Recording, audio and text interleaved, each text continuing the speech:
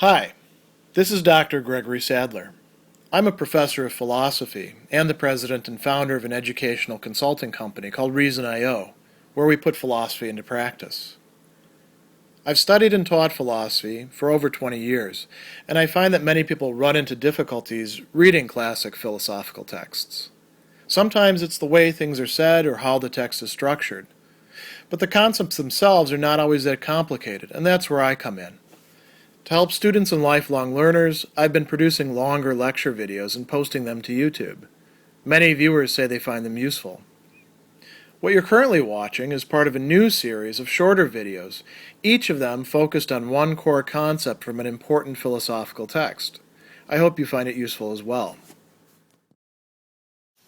In Nicomachean Ethics, Book 7, Aristotle analyzes a very important moral phenomenon called Akrasia in Greek, which we can translate as lack or loss of self-control. It's also translated as lack of self-restraint, unrestraint, incontinence, a whole bunch of other things. And the general idea behind it is that a person knows what the right thing to do is, maybe even feels that it's the right thing, but then they do something else instead.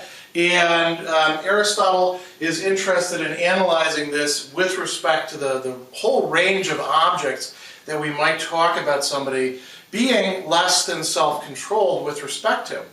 Now, he talks about unrestraint or lack of self-control in a very general, unqualified sense, and then he goes on to talk about it as it applies to other types of objects, and that's what we're primarily interested in here. Qualified, or as he says, katameros, according to the part or after the part, forms of akrasia or lack of self-control. The primary sense of the term, he says, is concerned with the same sorts of things that temperance itself, the virtue, and intemperance or self-indulgence, the vice, is concerned with, that is pleasures. And not all pleasures altogether, but pleasures primarily of the body. So Aristotle has in mind those of drinking, which would include not just drinking alcohol, but also water and other things, milk perhaps, eating all sorts of things, and then the pleasures having to do with sex.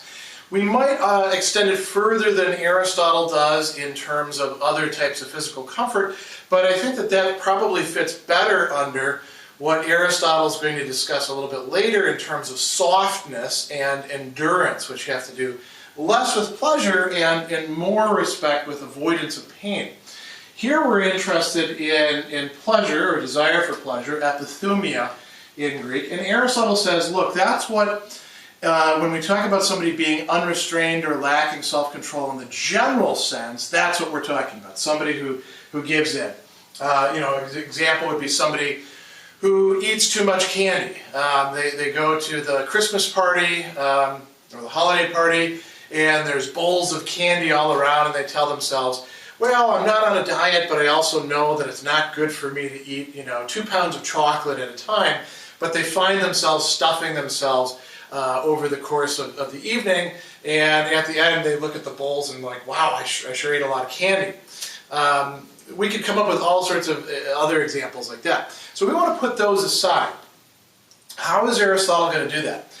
He's going to make a distinction in these pleasures between those which he calls necessary and those which are not necessary, whose objects in a certain way are desirable for their own sake. They don't make us want them because we need to satisfy some physical urge, but rather because there's something about them that we find attractive on their own account. And most of the things that he's going to talk about as examples, it's clear what the attraction is. With anger, it's a little bit less clear, but we'll make that clear as we go on. So he does have a few things to say about these types of pleasures. He says, the necessary sources of pleasures are those connected with the body, those of nutrition and sex. In fact, those bodily functions we've indicated as the sphere of profligacy and temperance. The other sources of pleasure are not necessary. Now, he says those who who against the right principle within them exceed in regard to the latter class of pleasant things, we don't call unrestrained simply hoplos.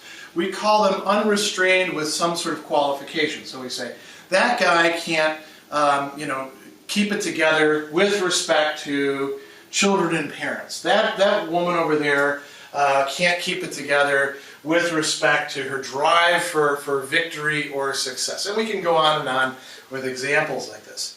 So he says, we give them a qualification. We say unrestrained as to money, gain, or honor, or anger. Not merely unrestrained, because we regard them as distinct from the unrestrained in the strict sense.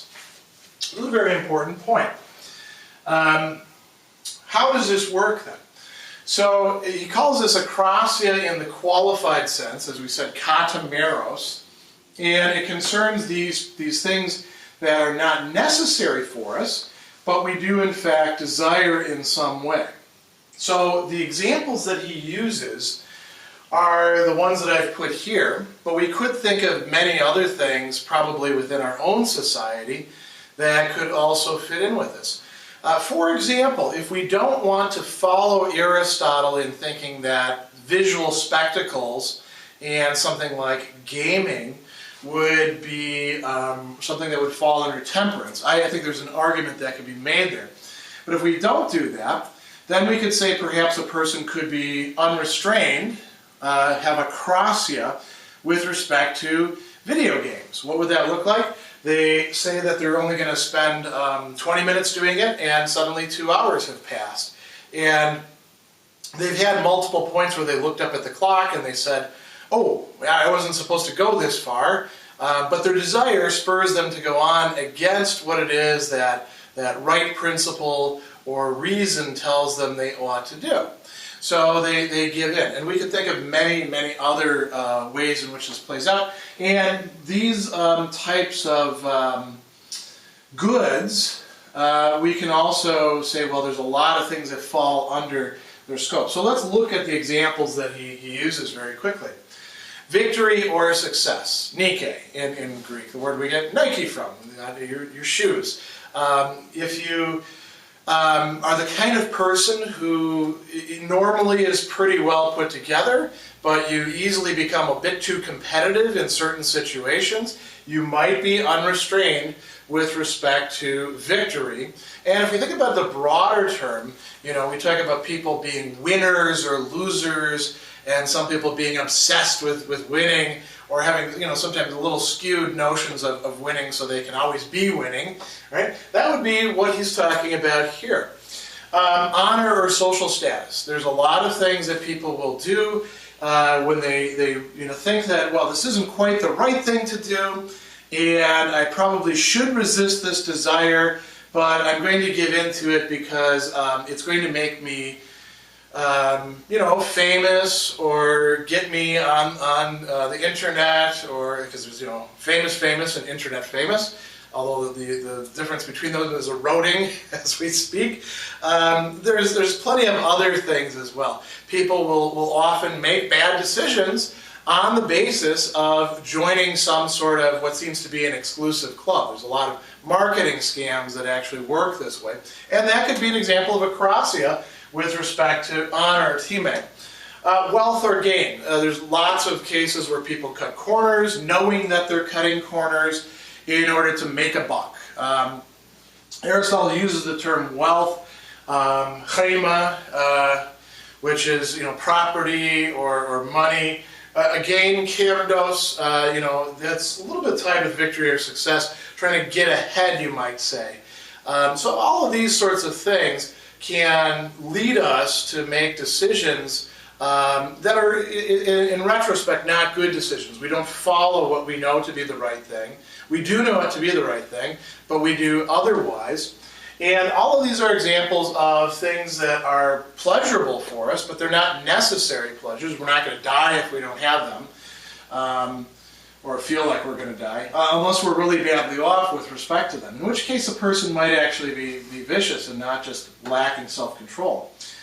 Children and parents. I'll come back to anger in just a minute. Children and parents, this is an interesting one.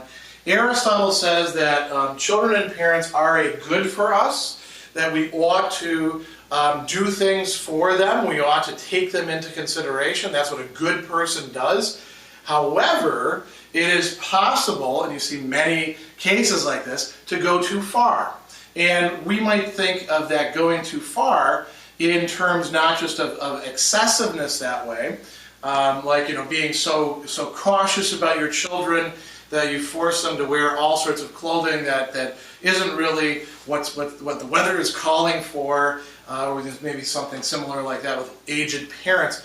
But we could also think about this in terms of leading us to ignore other important goods that are at stake in the situation that a morally serious person would take into account. And people will often say things like, yeah, I know that it's not exactly the right thing to do, but it is my kid, so I'm going to do this in this case. That would be an example of a lack of self-control with respect to children. Now, anger is an interesting case, and we've got another video specifically on Aristotle's remarks about akrasia with respect to anger. Anger is not a pleasant thing. When you feel it, Aristotle says, you're feeling it because of a sense of pain, of some sort of insult or injury or threat, something that's been inflicted on you or those who you are concerned with, or even things that you care about, like, for example, philosophy, he says. It's also painful to feel the emotion of anger. What it is that's pleasurable in anger is what Aristotle calls timoresis, which is retribution or setting things right. Sometimes just getting people to acknowledge, hey, I did the wrong thing, and you're actually right, and I'm sorry for it. That can be timoresis, or it can be burning somebody's house down, or throwing them off a cliff. There's a lot of things in between, right? That's a whole different subject matter. But in imagining or hoping for timoresis, and then in actually achieving timoresis, there is pleasure. And people can be excessive and go against what they know to be the right thing in situations. They can lack self-control with respect to anger by pursuing timoresis. They lose perspective, we often say. So every one of these is a form of qualified akrasia. Like I said, there could be many more that Aristotle himself didn't come up with, but those would be up to you to think through.